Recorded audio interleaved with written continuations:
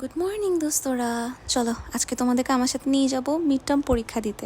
ভোর 5টা বাজে উঠে আমি কোনো রকম ঢুলতে ঢুলতে ডিম সেদ্ধ বসাচ্ছি, কারণ এটা দিয়ে আমি ইজি হালকা চটপট একটা নাস্তা করে ফেলবো। সকালের নাস্তায় আসলে প্রোটিন খাওয়া সবচেয়ে বেস্ট। দেন আমি নামাজে দাঁড়াচ্ছি, এরপর নামাজ পাটি গুজাচ্ছি।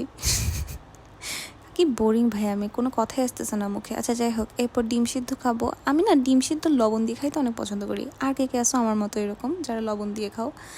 তো খাইতে খাইতে পড়া রিভিশন করতেছি, দেখো কত কিছু নোট করছি। আমার এই অ্যাপার্টমেন্টের সবচেয়ে প্রিয় বিষয়টা হলো এটা চারপাশের যে প্রাকৃতিক সৌন্দর্যটা, মানে মাশাল্লাহ, ভোরগুলো যে এত শান্তি লাগে। দেন আমি আমার কাপড় চোপড় ইস্ত্রি করতেছি, এই জিন্সটা পরে আজকে এক্সাম দিতে যাব। এরপর আমি একটা কলা খাচ্ছি, আবার রিভিশন করতেছি খাইতে খাইতে। এখন ক্লাসের উদ্দেশ্যে বাইর হয়ে গেছি। একটা ক্যাব ভাড়া করছিলাম, আজকে হেঁটে যাওয়ার এনার্জি হচ্ছিল না। আমি একটু বেশি আর্লি পৌঁছায় গেছিলাম। আসলে এক্সামের সময়গুলোতে আমি একটু আর্লি উপস্থিত থাকা পছন্দ করি। তো এই সময়টাতে আমি ক্যাফেতে বসে আরও এক দফা রিভিশন করতেছি। এক্সাম হলে যেহেতু মোবাইল নিয়ে ভ্লগিং অ্যালাউড না, তাই আজকের ব্লগটা এখানেই শেষ। বাই।